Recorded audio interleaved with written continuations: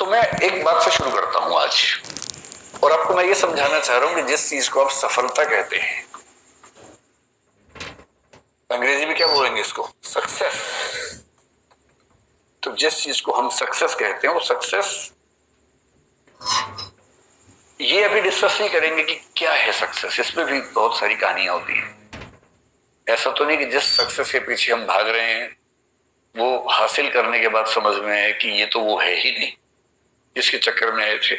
ऐसा भी होता है जीवन में। अभी आप छोटे हैं, धीरे धीरे इन बातों को समझेंगे। अभी आपने शायद एक आध स्तर पे देखा होगा कि किसी व्यक्ति के पीछे भागे बहुत दूर तक, दुर्भाग्य से उसने हाँ कर दी। आप सोचेंगे दुर्भाग्य से क्यों हाँ कर दी? हाँ तो सौभाग्य से होती है, कई बार दुर्भाग्य से होती है। कभी कभी किसी व्यक्ति का ना मिलना बेहतर होता है, क्योंकि दरअसल वो आपके लिए है नहीं, ना आप उसके लिए हैं, सूटेबल नहीं है। पर एक दौर में आप उसके दीवाने बने बने घूम रहे थे, किसी वजह से चेहरे का सौंदर्य देखा, आपको लगा इससे बड़ा सत्य क्या है ब्रह्मांड में, यही ब्रह्मांड का अंतिम सत्य है। इतना सुंदर चेहरा भगवान ने किसके लिए बनाया है? मेरे लिए बनाया है। और इस चक्कर में आप सुबह से रात तक पतंगे की तरह आगे पीछे दौड़ रहे हैं। अच्छा तो ये है कि वो कह दे कि भाई मेरे पास फुर्सत नहीं है, मुझे पढ़ाई करनी है, और आप चुपचाप पढ़ाई कर लीजिए। पर किसी किसी दुर्भाग्य होता है, हाँ हो जाती है। और हाँ होना तो ठीक है। हिंदी साहित्य में बहुत रोचक कुछ लोगों ने उपन्यास लिखे। एक लेखक ने कहा, देखिए आप हिंदी फिल्में देखेंगे, हिंदी की फिल्में आमतौर पर स्ट्रगल क्या है कि जो नायक है, हीरो है, वो हीरोइन को प्राप्त करना चाहता है, और विलन के तौर पे आमतौर पे हीरोइन के पिता और भाई ही रहते हैं। कभी कभी कोई थर्ड पर्सन भी होता है जो प्रेम त्रिकोण का तीसरा कोण बनना चाह रहा है, ऐसा भी होता है। कभी कभी भाई या पिता वो नाराज हैं, ऐसा होता है। और पूरी स्ट्रगल ये है कि कैसे वो उनको कन्विंस करे। अगर फिल्म इमोशनल है तो वो अपनी होने वाली पत्नी के पिता को कन्विंस करने के लिए गांव में जाएगा, खेत में रहेगा, साथ में काम करेगा सारे। और फिर वो कौन सी फिल्म थी? रमैया बस्ता भैया। ये तो मैंने देखी ही नहीं, मैं तो दिल वाले फीलिंग से बोल रहा था। डीडीएलजे देखी आप लोगों ने? वही है ना, इसमें शाहरुख खान, काजोल, अमरीश पुरी। हाँ, उसमें पूरी ताकत लगाई है कि मैं किसी तरह से इसके पापा की सहमति बना लूं, उसके बाद विवाह करूं, और उसने बना भी ली। अंत में मतलब वो ट्रेन पे है, सिमरन खड़ी है, और तब अंततः उसके पापा का हृदय परिवर्तन हुआ और पापा ने कहा जा सिमरन जा, जी ले अपनी जिंदगी, है ना। इससे क्या होता है, इमोशंस बहुत हमारे ओवर पावर करते हैं कि परिवार भी बच गया, रिश्ता भी बच गया। इससे अच्छा क्या है? विन विन है, परिवार भी रिश्ता भी।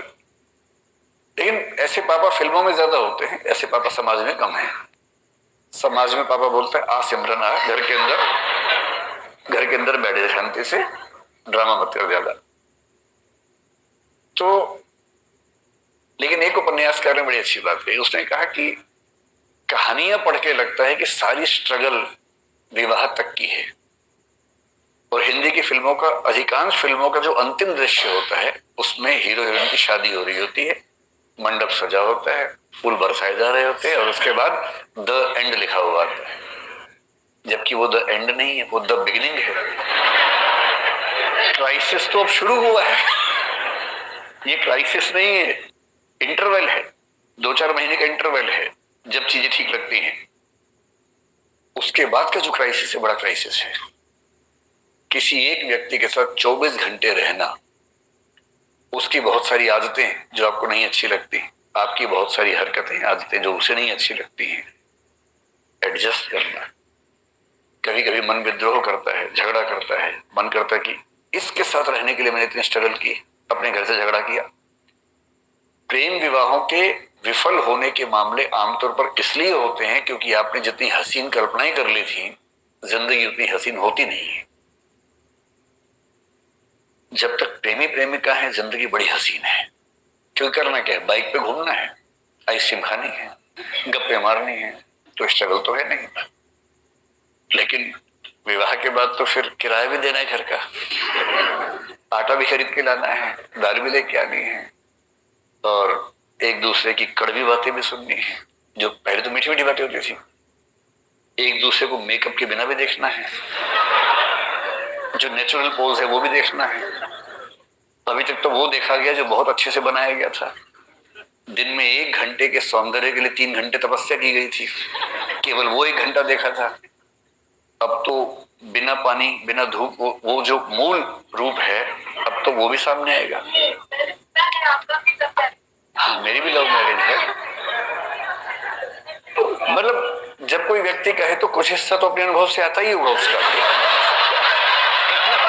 सीधी सी बात है। और मैं कभी ये नहीं कहता कि मैं बहुत अजूबा हूं। जैसे आप है वैसे मैं हूं, आपसे थोड़ा सा बड़ा हूं, इसलिए अनुभव थोड़े से पहले हो गए, इतना ही अंतर है ना। वो सबके साथ ही होगा, लेकिन असली स्ट्रगल यहां तक की थोड़ा ना हो तो उसके बाद की। जैसे आईएएस बनने तक की स्ट्रगल एक है, आईएएस बनने के बाद की स्ट्रगल दूसरी हो जाती है, पर स्ट्रगल तो जिंदगी में रहती है, हमेशा रहती है। हरिवंश बच्चन ने बड़ी अच्छी बात कही कि संघर्ष है तो जीवन है, बिना संघर्ष से थोड़ा जीवन होता है, जीवन में संघर्ष थोड़ा बहुत रहता ही है। ठीक वैसे ही जो आपसे कहना चाह रहा था कि अगर दुर्भाग्य से किसी ने हाँ बोल दिया तो इस बात का बहुत खतरा है कि एक तो आप पढ़ाई से दूर भाग जाएंगे, डिस्ट्रैक्शंस बहुत हो जाएंगे। उससे बड़ा खतरा है कि 3-4 महीने 6 महीने बाद आपको उस व्यक्ति से भी दिक्कत होनी शुरू हो जाएगी, और फिर आपको जीवन का सत्य दिखेगा, मुश्किल दिखेगी। इसका मतलब ये नहीं है कि जीवन सुंदर नहीं है, जीवन बहुत सुंदर है, बस सही समय पर सही चीजें हो, सही तरीके से हो तो सौंदर्य बढ़ जाता है। तो सफलता क्या है उस पर हम आज बात नहीं करेंगे, क्योंकि सफलता एक दौर में हमें जो लगती है, एक दौर के बाद कभी कभी लगता है कि वो सफलता नहीं है। मैं ऐसे बहुत आईएएस अफसरों को जानता हूं जिन्होंने पूरी ताकत से आईएएस या आईपीएस या कोई सर्विस में सिलेक्शन लिया, काम कर रहे हैं 10 साल 20 साल 22 साल से काम कर रहे हैं, और जब उनसे गुफ्तगू होती है बहुत अच्छे से, तो उनमें से कुछ लोग जब इमोशनल लेवल पर बात करते हैं तो कहते हैं कि गलत फैसला हो गया, मेरा मूल व्यक्तित्व इस चीज के लिए था नहीं, पर मैं इस चीज में आ गया। और ये सबके साथ किसी ना किसी मात्रा में होता है, इन चीजों का तनाव नहीं लेना है। आज हम ये समझेंगे कि सफलता का मतलब, अगर हम मानने आपको आईएएस बनना है, जैसे आपका फिलहाल यही उद्देश्य है, यही सपना है, तो उसके लिए कौन सी चीजें आपके अंदर होनी चाहिए। अगर हैं तो बढ़िया है, नहीं तो उस पर थोड़ा थोड़ा काम करना शुरू कर देंगे अभी से, है ना। तो हम आईएएस को भी दिमाग में रख के बात करेंगे, लेकिन सिर्फ आईएएस की बात नहीं करेंगे, और भी चीजें दुनिया में हैं उनको भी ध्यान रख के बात करेंगे। एक क्षमता होती है जिसको बोलते हैं आईक्यू। सुने आपने क्या होता है? ये आई क्यों नहीं है, आईक्यू है ना। ठीक है, आईक्यू, इसकी फुल फॉर्म क्या होती है? Intelligence quotient.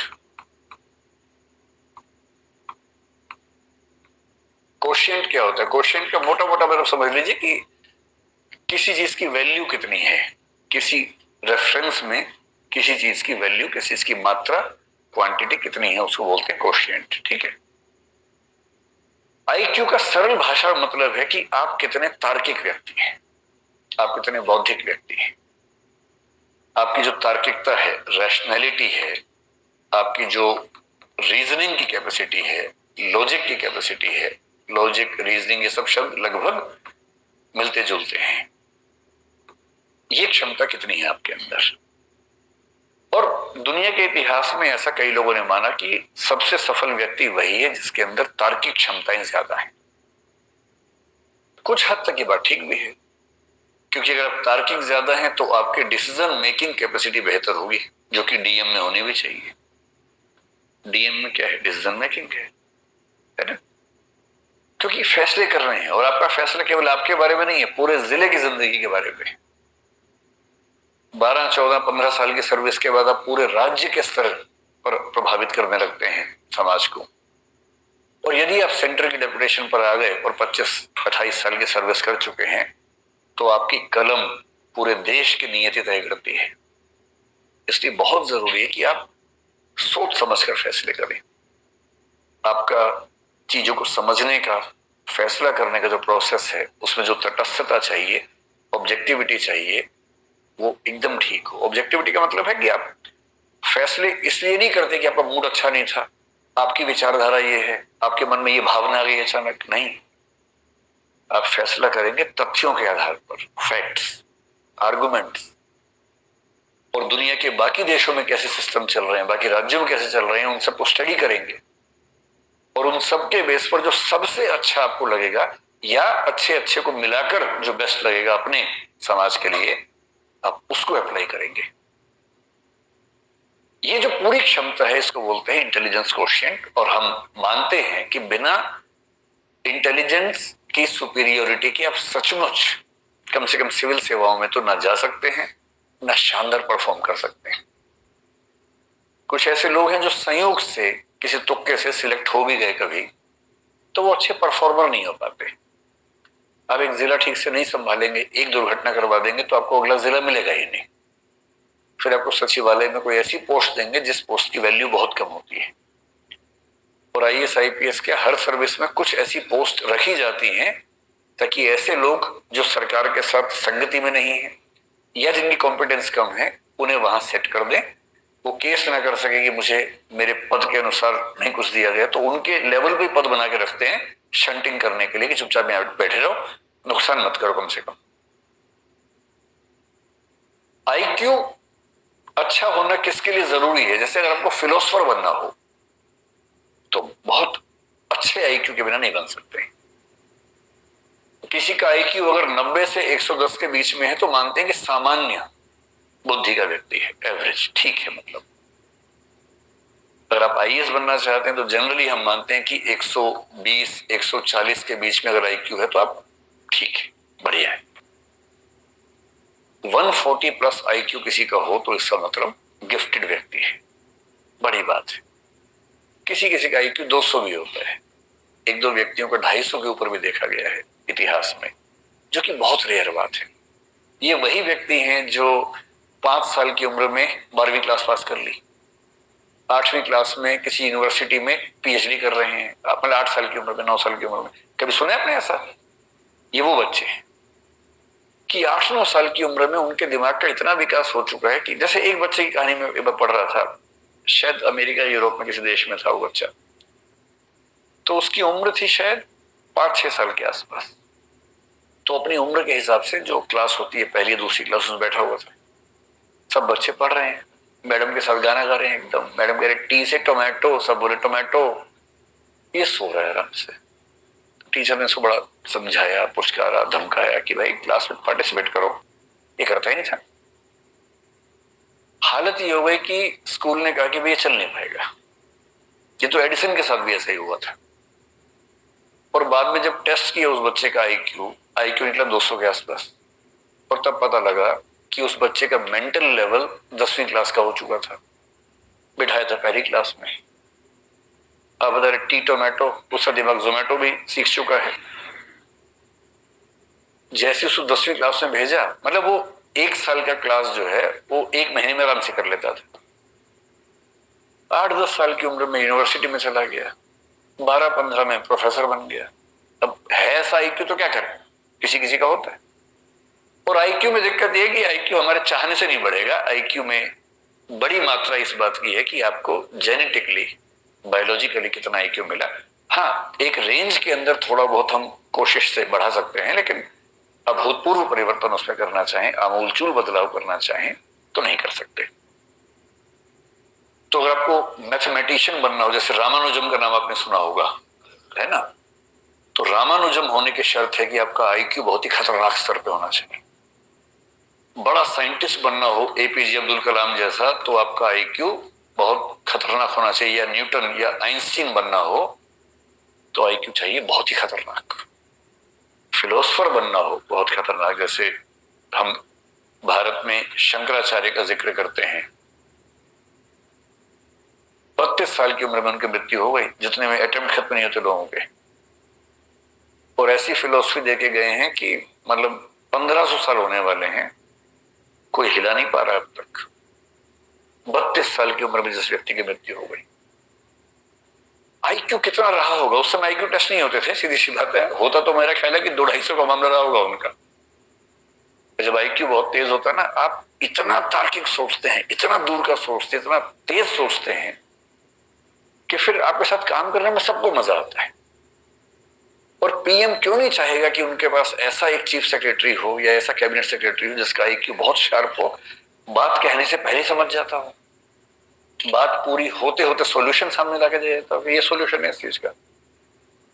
पीएम कह रहे हैं कि मैं 4 फैक्टर सोच पा रहा हूं, क्या नहीं सर 18 फैक्टर्स हैं, ये 18 फैक्टर्स हैं, इनके बीच में ये मैट्रिक्स है, ये सॉल्यूशन बेस्ट है। और पीएम गदगद है कि वाह यार क्या आदमी। तो एक चीज सफलता में आईक्यू है, तो एक पक्ष तो ये हो गया। अब आईक्यू से अगर आगे निकलें और देखें कि कौन सी दूसरी चीज है जिस पर आपको गौर करना है, और वो चीज जिसको आप अपने हिसाब से मैनेज कर सकते हैं। एक शब्द आपने सुना होगा, इमोशनल इंटेलिजेंस। कुछ लोग इसको ईक्यू भी आजकल कहने लग गए हैं।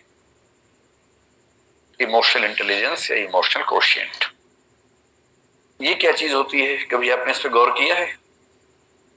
और ये चीज आपके पाठ्यक्रम में भी यूपीएससी में मुझे पढ़ाना होता है, वो वाला टॉपिक एथिक्स में आता है। और जो दूसरी चीज है उसको बोलते हैं इमोशनल इंटेलिजेंस, और कुछ लोग इसके लिए एक शब्द करते हैं इमोशनल कोशिएंट। इमोशनल कोशिएंट सुन के कुछ लोग सोचते हैं कि जो जितना ज्यादा इमोशनल है उसमें उतना ज्यादा इमोशनल कोशिएंट है। ऐसा बिल्कुल नहीं है, हरगिज नहीं है। इसलिए अगर आप बहुत इमोशनल हैं और आपकी पलकों पर हमेशा आंसू तैयार रहते हैं, तो इसका मतलब है कि आपका इमोशनल इंटेलिजेंस का लेवल कम है, न कि ज्यादा है। तो लेकिन इस बात से रोना नहीं है, कहीं इस बात से रोना शुरू कर दें आप, है ना। मैंने सिर्फ ये बताया कि वैसा नहीं होना है, इसका मतलब समझ लें कि इसका मतलब क्या है। आप में से कितने ऐसे बच्चे हैं जो मतलब जरा सा कुछ हो पर खटाक से आंसू निकलने लग जाते हैं? हाथ खड़ा करो, शर्मा मत, एकदम शर्माने का कोई मामला है नहीं। बहुत बढ़िया। मुझे खुशी ये हुई कि 5-6 लड़कों ने भी हाथ खड़ा किया है, वरना हमारे समाज में एक मान्यता है कि रोने पर एकाधिकार लड़कियों का है और नहीं रोने पर मर्दों का है। और मर्द फिल्म में एक डायलॉग था, मर्द को दर्द नहीं होगा। उस एक डायलॉग ने भारतीय समाज से जितना नुकसान किया है ना, तो बहुत भारी नुकसान कर दिया। उसके बाद से सारे मर्द अंदर दर्द हो रहा है और ये नौटंकी करते करते घूम रहे हैं कि दर्द नहीं होता हमें। तो मर्द को कहां दर्द होता है? कल मुझे एक वरिष्ठ महिला से बात हो रही थी, उनकी उम्र 60 साल के आसपास है, कहीं मैं गया हुआ था वहां वो भी थी। तो उन्होंने मुझे बताया कि जो मेरा बेटा है वो आपका बहुत बड़ा प्रशंसक है। मैंने कहा जी शुक्रिया। तो आज वो, उसे पता होता कि आप आने वाले, मैं उसको लेके आती, आज वो आया नहीं। मैंने कहा जी कोई बात नहीं, फिर मिल लेंगे, ऐसा क्या है। तो बोले बड़ा मजबूत बच्चा है, कभी रोता नहीं है। अब मुझे लगा मैं ज्ञान दूं या ना दूं इस समय, क्योंकि अब आप शादी ब्याह में जाके ज्ञान देने लगे, लोग फिर ना भगा देते हैं वहां से। और खाना भी नहीं खाया था उस समय तक मैंने, बिना खाना खाए भगा देते तो बड़ा नुकसान हो जाता। शादी ब्याह में आदमी क्यों जाता है बेसिकली? दूल्हा दुल्हन कौन देखता है वहां पर? उन्हें कोई पूछता तक नहीं उनको, तो वो तो हम तो पहचानते भी नहीं कौन दूल्हा कौन दुल्हन है, नाम भी नहीं याद रहता है, खाना याद रहता है क्या क्या था खाने में। तो मैंने फिर बहुत सोच समझ के कहा कि जी अच्छी बात है। बोली मैं आपको मिलवाऊंगी, बहुत मजबूत बच्चा है, कभी नहीं रोता है। तो मतलब मैंने अंत में जब मुझसे रहा नहीं गया, मैंने एक सेंटेंस बोला, मैंने कभी रोए भी तो तनाव मत लीजिएगा, ऐसा क्या है। तो उनको लगा कि ये तो विचलन हो रहा है। उनका ना बहुत स्ट्रांग है। तो आप में से कितने लोग ऐसे ही स्ट्रांग हैं जो कभी नहीं रोते हैं? तो आप लोग स्ट्रांग नहीं, आप लोग मुर्दा हैं दरअसल, है ना। देखिए मेरा काम जिंदगी को मुश्किल बनाना नहीं है, जिंदगी को आसान बनाना है, और मैं तो आसान ही बनाऊंगा। बिना बात के तमाशे इतने इकट्ठे कर लिए हम लोगों ने कि मर्द को दर्द नहीं होता। क्यों नहीं होता? सुई चुभा होता है दर्द, सबको होता है। पत्थर मार के देखो खोपड़ी पे उसके, क्यों नहीं दर्द होगा। अच्छा छोटे छोटे बच्चे जो हैं, लड़का हो या लड़की हो, कोई गिरता है दोनों रोते हैं, चिल्ला चिल्ला के रोते हैं, लड़का भी रोता है लड़की भी रोती है। पता नहीं 5, 8, 10 साल के बाद ऐसा क्या होता है, लड़के रोना बंद कर देते हैं। और मम्मी क्या करती है, मम्मी भी नहीं समझ पाती बेचारी। जैसे ही लड़का गिरता है रोने लगता है, लड़की है क्या, लड़की है क्या। उसे लगता है कि इसमें लड़का लड़की कहां से आ गया बीच में। भाई मैं गिरा, मुझे दर्द हुआ, मैं रोया, लड़की है तो लड़की है। उसे 2 बातें समझ में आ जाती हैं। पहली बात तो रोना और लड़की होना एक बात है, दूसरा लड़की होना और कमजोर होना एक ही बात है। कमजोरी तो लड़कियों का लक्षण है, मैं तो मर्द हूं, दर्द कैसे हो? उसके बाद सब दर्द को पीने लग जाते हैं और पीते पीते उसके बाद दुनिया में कुछ भी उनके साथ हो अपने पेरेंट्स से भी डिस्कस नहीं करते हैं, किसी को नहीं बताते हैं, सारा दर्द अपने सीने में लिए लिए घूमते रहते हैं। साइकोलॉजिस्ट से मिलना, साइकेट्रिस्ट से मिलना भारत में अपराध माना जाता है। आप मन से बीमार हो चुके हैं लेकिन आप किसी से मिलेंगे नहीं, वरना लोग क्या कहेंगे कि पागल है, इलाज करवा रहे हैं अपना दिमाग का, जबकि इलाज की जरूरत है मन को, तन को जरूरत होती है इलाज की, मन को भी होती है, पर वो हम नहीं करवा सकते। और इस चक्कर में लगभग हर पुरुष अंदर से लहूलुहान है, ऊपर से मुस्कुराना भी है, क्योंकि लोग क्या कहेंगे, हंसते नहीं है तो मुस्कुराते ही नहीं भाई साहब, तो भाई साहब क्या करें, धीरे धीरे एक नकली मुस्कुराहट ओढ़ देते हैं और जिंदगी भर उसको ढोते रहते हैं। और ये कहानी आप सबके पापाओं की बता रहा हूं, मैं किसी अंकल की नहीं बता रहा हूं। ऐसे में लगता है कि मेरे पापा तो ठीक है, अंकल के बारे में चल रहा है, नहीं, आपके पापा भी वैसे ही होंगे, वो मजबूर हैं, रो नहीं सकते, खुश दिखने का नाटक करना जरूरी है उनके लिए। तो एक तो आप वैसे होना मत, और अपने आसपास जो वैसे हो गए हैं उनको थोड़ा सा सहज बना देना। उनको कहना कि पापा एक आध बार रो लो ना यार, ऐसा क्या है, चलो हम दोनों बैठते हैं, गप्पे मारेंगे, थोड़ा अपने मन की बात बताओ, जब मम्मी से पहली बार मिलने गए थे क्या क्या हुआ तो बताओ ना जरा, दोस्त बनो उनके, क्यों इतना डिस्टेंस रखना, कभी दोस्त बन जाइए। जितनी उम्र बढ़ती है उतने दोस्त खत्म होने लगते हैं, कोई दोस्त नहीं बचता उस उम्र में, तो आप दोस्त बन जाइए। ये होती है इमोशनल इंटेलिजेंस। इमोशनल इंटेलिजेंस का मतलब रोना नहीं है, मैं नहीं रोऊंगा ये भी नहीं है, ये दोनों मूर्खताएं। बात बात पे रोना कमजोरी का लक्षण है, कभी नहीं रोऊंगा ये जबरदस्ती ओढ़ी हुई पाली हुई मर्दानगी का लक्षण है, जिसकी कोई कीमत नहीं, रत्ती भर वैल्यू नहीं। इमोशनल इंटेलिजेंस का मतलब क्या होता है, एक मतलब होता है अपने जो इमोशंस हैं उनको समझ पाना, बारीकी से समझना, और दूसरा उनको जितना कंट्रोल करने की जरूरत है उतना कंट्रोल कर पाना, इसकी क्षमता, जितना करने की जरूरत है, जबरदस्ती नहीं। कभी कभी खुद को ढीला छोड़ देना कि रोने का मन कर रो लो यार, ऐसा क्या है। लाइफ इन ए मेट्रो एक फिल्म आई थी बहुत पहले, उसमें एक लड़की ऐसी ही स्थिति में थी, ना कह सकती है किसी से, ना गुस्सा कर सकती है, ना बोल सकती है, ना रो सकती है। तो अगर मैं ठीक याद कर पा रहा हूं तो इरफान खान उस फिल्म में थे, इरफान खान उसको ले गया टंकी के ऊपर, पानी की टंकी थी, छत थी, पता नहीं क्या था कुछ था, तो बोला कि चिल्ला के रो, यहां पर दो चार बार तो नहीं कर पाते, फिर वो चिल्ला के रोती है, जोर से चिल्लाती है, चिल्लाते चिल्लाते रोने लगती है, और एक बार रो लेती है और उसके बाद महसूस करती है कि इतना हल्का तो मैंने कभी महसूस नहीं किया अपने आप को। इतनी सारी गांठें जो मन के अंदर थी, गिरहें जो मन के अंदर बन गई थी, उनसे मुक्त भी तो होना है। अपने इमोशंस को समझना, उन्हें मैनेज करना, कंट्रोल करना, मैनेज करना, और यदि इमोशंस बोझ बन रहे हैं तो उस बोझ से मुक्त होना, और यही काम दूसरों के लिए कर पाना, दूसरों के इमोशंस को समझना, उनके इमोशंस को उतना कंट्रोल करना जितना जरूरी है, और जरूरी है तो उनको उनके इमोशंस की गिरफ्त से मुक्त करना। ये किसी के अंदर अगर आ गया ना, कमाल कर देता है, कमाल। आजकल कुछ लोग इसी के एक हिस्से का एक नया नाम रखते हैं जिसको बोलते हैं एडवर्सिटी कोशिएंट। एडवर्सिटी कोशिएंट का मतलब क्या होता है कि जीवन में कठिनाइयां तो आती हैं, उन कठिनाइयों में अपने आप को संभालने की क्षमता। अब आप जिस यात्रा पर निकले हैं ना, ये आसान यात्रा नहीं। आसान यात्रा होती है 2 दिन 4 दिन 8 दिन 10 दिन पढ़ लिए, हो गया, बात खत्म हुई। ये तो यात्रा 2 साल लंबी यात्रा है, और बहुत ऐसे क्षण आएंगे जब आपको लगेगा कि सब खत्म हो गया, कितने बड़े 30 मार्खा हो, कितने बड़े तोप हो आप, बीच बीच में ऐसे क्षण जरूर आएंगे कि आप समझेंगे कि नहीं हो पाएगा। कभी घर में कुछ हो जाएगा, कभी कोई बहुत नजदीकी व्यक्ति है उसे कुछ हो जाएगा, कभी आप कुछ पढ़ रहे हैं नहीं समझ में आ रहा, आपने बड़ी कोशिश की नहीं समझ में आ रहा, किसी बात से एंग्जाइटी हो गई, कभी किसी ने सोशल मीडिया पर आपके खिलाफ कुछ लिख दिया, अजीब सी स्थिति हो गई। ये चीजें सारी आपको मजबूत करने के लिए आती हैं। इन इन इन हर स्थिति को समझने की आपके लिए सीखने का मौका है।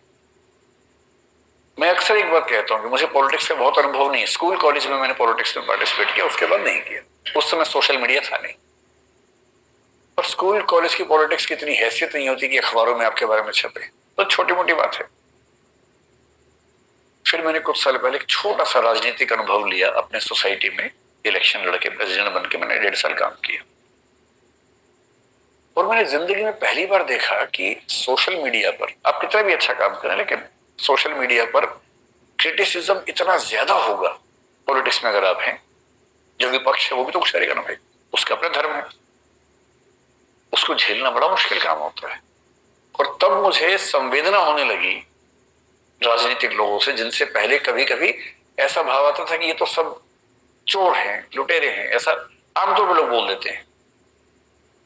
अब मैं कभी सोचता हूं कि राहुल गांधी अगर कभी अखबार देख लें, यूट्यूब देख लें, व्हाट्सएप देख लें, या कोई भी सोशल मीडिया देखें, और अपने बारे में ऐसी ऐसी चीजें देखें जो बेशक बना के बनाई गई हो, वीडियो काट के बनाई गई हो, और छवि बर्बाद करने के लिए बनाई गई हो, और वही क्यों, कोई भी नेता, कितना मुश्किल होता होगा झेलना। रोज डिप्रेशन जैसी स्थितियां बनती होंगी, और कभी अगर आपने नहीं झेला तो एक बार झेल लीजिए। मुझे तो अब अभ्यास हो गया ठीक ठाक, पहले तो नहीं था, तो मैं बड़ा अभ्यस्त हो गया उन चीजों का। आप समझ रहे हैं कि मैं क्या कह रहा हूं। अब तो मैं उसका अभ्यस्त हो गया हूं। लेकिन जिसने नहीं झेला है ना, पहली बार जब हो गया ऐसा, बड़ा मुश्किल हो जाता है, बहुत मुश्किल। और ऐसा कभी जीवन में हो तो उसको झेलने की क्षमता डेवलप करनी है, उस प्रॉब्लम से बाहर निकलना पर्याप्त नहीं है। अगली बार ऐसी प्रॉब्लम आए तो जैसे कोरोना का वैक्सीन लिया है ना, ये भी एक वैक्सीन है। एक ट्रबल हुई, एंटीबॉडीज बन गई, अगली बार वो ट्रबल हुई तो आप झेल पा रहे हैं आराम से, क्योंकि आपने सीख लिया है। तो इमोशनल इंटेलिजेंस में जो चीजें होती हैं, जो चीजों पर गौर करना है, एक चीज हमेशा ध्यान रखना है कि इग्नोर करने की कला विकसित कर लीजिए। देखिए जिंदगी में इतने तनाव है, पहले बहुत तनाव है, तनावों को आमंत्रित मत कीजिए। इतने मोर्चे पहले खुले हैं, और मोर्चे मत खोलिए अपनी तरफ से। तैयारी पे फोकस कीजिए, जो जरूरी है जिंदगी में वो सब करते रहिए। अनावश्यक युद्ध मत लड़िए, और अपनी इमोशनल स्ट्रेंथ को बचा के रखना है। वो तभी होगा जब आप बहुत सारी चीजों को इग्नोर कर सकें। कोई आपका मजाक बना रहा है, क्लास में किसी ने कुछ बोल दिया, लड़ना नहीं है, इग्नोर करना है। आप किसी को पसंद करते हैं मान लीजिए, और उसने किसी और को पसंद कर लिया, तो ये नहीं कि तेजाब की बोतल खरीदी घूम रहे हैं उसके पीछे पीछे, ये तमाशा नहीं करना है। ये गधेपन का चरम लक्षण है। जीवन में सीखने के लिए बहुत जरूरी चीज है ये सीखना कि मुझे रिजेक्ट किया जा सकता है। रिजेक्शन को सीखना बहुत जरूरी है। मैं तो कहता हूं बच्चों से भी जो मेरे आसपास हैं कि एक बार रिजेक्शन मिलना बहुत जरूरी है भाई। तुम किसी भी लट्टू बने बने घूमो, उसको बोलो और वो कहे कि I am not interested in you, ये झेलना बहुत जरूरी है। इससे आदमी के पैर जमीन पे रहते हैं। लेकिन इस वजह से रिजेक्ट मत करना दूसरों को कि मैं तो सिखा रही हूं, मैं तो सिखा रहा हूं, ऐसे नहीं है। वो तो अपना फैसला अपने हिसाब से करना चाहिए, लेकिन रिजेक्शन का दर्द, और उस दर्द को, अब जैसे किसी ने रिजेक्ट किया, आपके पास 3 तरीके हैं। एक तरीका है आप कहें कि छोड़ूंगा नहीं, अब मैं रात दिन तेरे बारे में ही सोचूंगा, अब मैं सुबह अपने घर से उसी टाइम निकलूंगा जब तू निकलेगी या तू निकलेगा, वहीं वहीं जाऊंगा जहां जहां तू जाएगी या जाएगा। मैं तेरा बॉडीगार्ड हूं, अब से सुबह तेरे पीछे पीछे आऊंगा, शाम तक पीछे पीछे घूमूंगा, क्योंकि मैं बेरोजगार हूं और मेरे दिमाग में इतनी आजादी नहीं है कि मैं कुछ और सोच सकूं जीवन में। मैं तुम्हारा बंधुआ मजदूर हूं, मैं तुम्हारा गुलाम हूं, मैं तुम्हारा स्लेव हूं। और ऐसे ही मूर्खों ने ऐसे गीत लिखे, जो तुमको हो पसंद वही बात कहेंगे, तुम दिन को अगर रात कहो रात कहेंगे। भाई,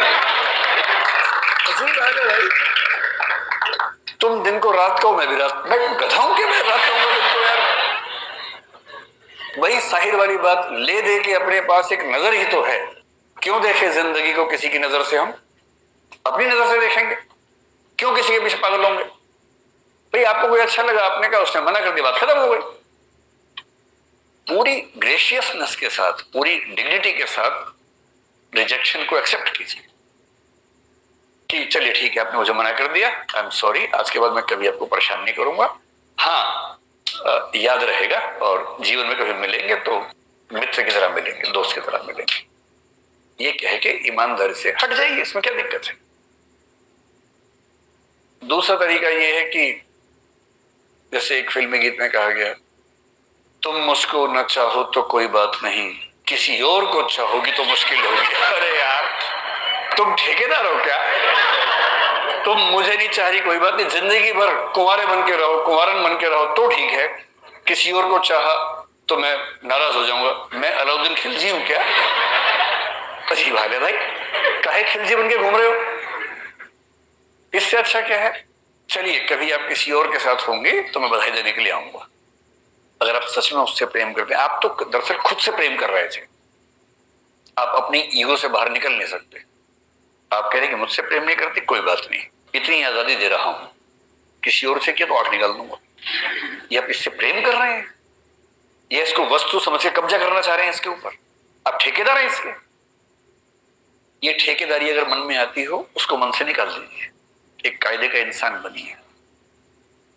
और सबसे अच्छा रास्ता है इग्नोर। किसी ने कहा कि मैं आपको पसंद नहीं करती हूं या नहीं करता हूं, आपने कहा ओके थैंक यू। उससे कहा थैंक यू क्यों? आपने कहा 4 रास्ते और खुल गए। अरे क्या हो गया इसमें, क्या हो? और एक बड़ा प्रसिद्ध शेर मेरे नाम से लोगों ने बहुत फैला दिया, तू नहीं कोई और सही। मेरा नहीं है वो, मैं तो यहां से सुनता हूं वहां बोल देता हूं, मैं तो इतना ही करता हूं। इसका इस शेर के 2 फॉर्म्स हैं, एक फॉर्म दूसरा भी है।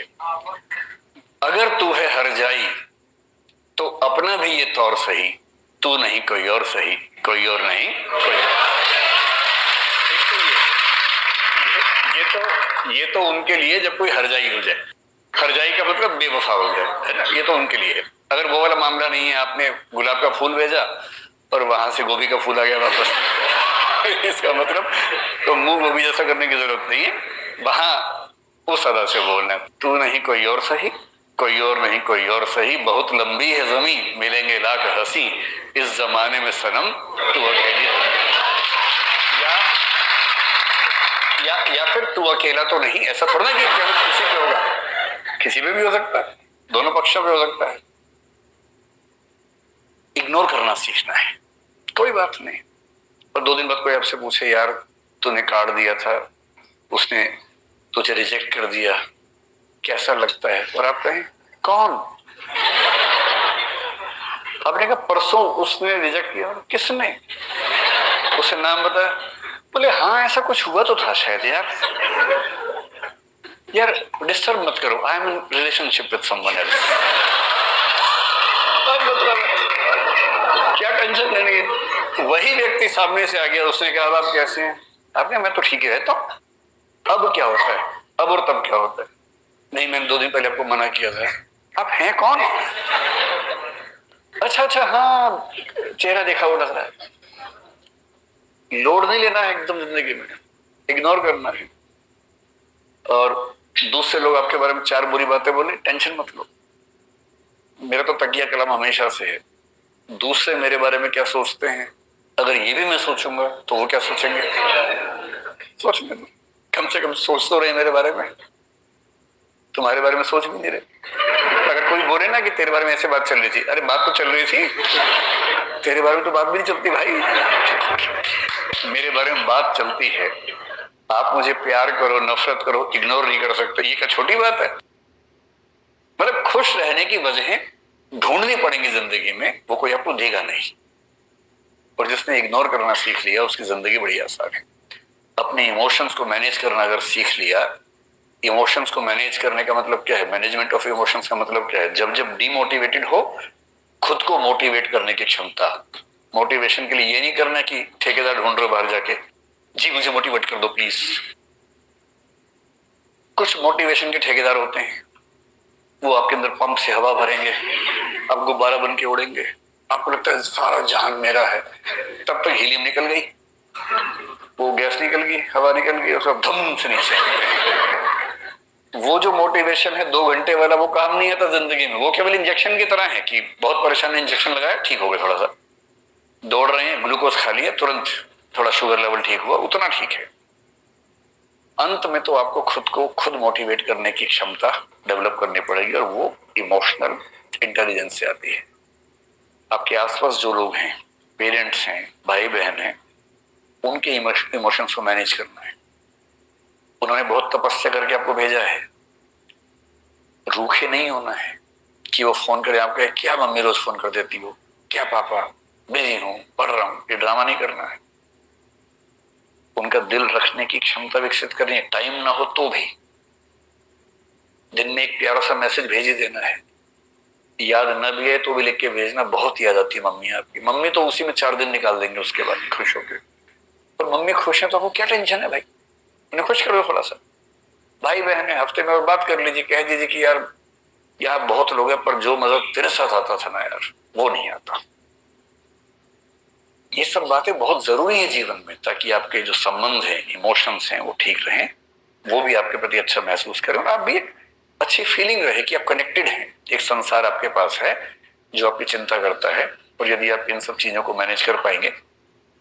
देखिए, नरेंद्र मोदी हो, अरविंद केजरीवाल हो, या जो भी सफल लोग हैं, या महात्मा गांधी हो मान लीजिए, अगर कोई मुझसे पूछे कि ये लोग सफल क्यों हुए इतना ज्यादा, ईमानदारी से बताइए। महात्मा गांधी, नरेंद्र मोदी, अरविंद केजरीवाल और प्रसिद्ध नेता ममता बनर्जी मान लीजिए, अगर इन सबको हम कैट के टेस्ट में बिठाएं, मैनेजमेंट का जो होता है ना, कैट सुना होगा आपने, क्या गारंटी है कि इनका स्कोर बहुत ऊंचा आएगा? शायद ना आए। अरविंद केजरीवाल क्योंकि इंजीनियर हैं, शायद थोड़ा सा ऊंचा आ जाए क्योंकि उनके बैकग्राउंड वो है। लेकिन बहुत सारे नेता हैं जो ऐसा नहीं लेके आएंगे। महेंद्र सिंह धोनी का शायद नहीं आएगा, मेसी का नहीं आएगा, शायद लायनल मेसी का नहीं आएगा। पर ये लोग सफल तो है ना बहुत ज्यादा। इन व्यक्तियों की सफलता का सबसे बड़ा कारण मुख्य रूप से महात्मा गांधी हैं, मोदी जी हैं, केजरीवाल जी हैं, ये सब जो हैं, उनके अंदर ये क्षमता बहुत ज्यादा है कि वो समाज के इमोशंस को समझना, उसको अपने हिसाब से रेगुलेट कर पाना, इस क्षमता से भरे हुए लोग हैं। उन्हें पता है कि मंच पर क्या बोलने से पूरी भीड़ उनके पक्ष में खड़ी हो जाएगी। क्या पहनूं, किसी इलाके में जाके वैसी वेशभूषा पहन लेना, कि ऐसे नहीं होता है, ये महसूस करवाना कि हम और आप एक ही हैं।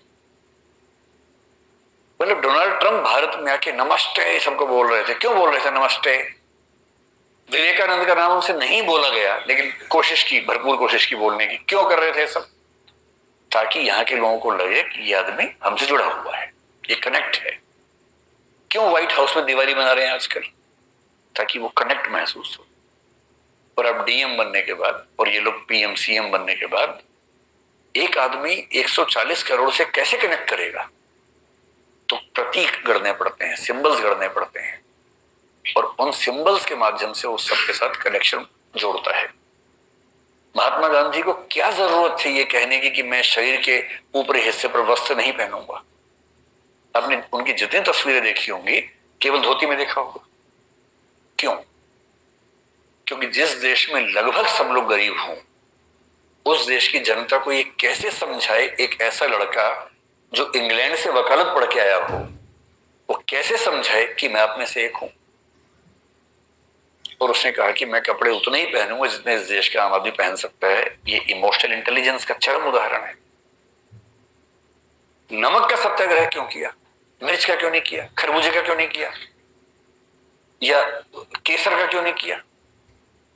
क्योंकि नमक वो चीज है जो हर इंसान को चाहिए, सबसे बेसिक नीड है।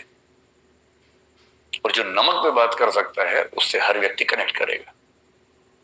और जो कहे कि मैं ब्रोकली आंदोलन करूंगा, ब्रोकली मूवमेंट करूंगा, उससे कुछ अमीर रईस लोग, सुपर मध्य वर्ग के लोग शायद कनेक्ट कर पाए। बाकी सोचेंगे ये होता क्या है भाई। महिला चल उपन्यास में जब स्वाधीनता आंदोलन पढ़ते हैं बहुत मजेदार सीन चलता है। तो वहां चल रहा है गांधी जी जिंदाबाद, और गांव के लोग समझ नहीं पा रहे जिंदाबाद क्या होता है। एक बोल रहे जिंदा बाघ है, बाघ, जिंदा बाघ, नेहरू जी जिंदा बाघ है, गांधी जी जिंदा बाघ है, जिंदा बाघ है।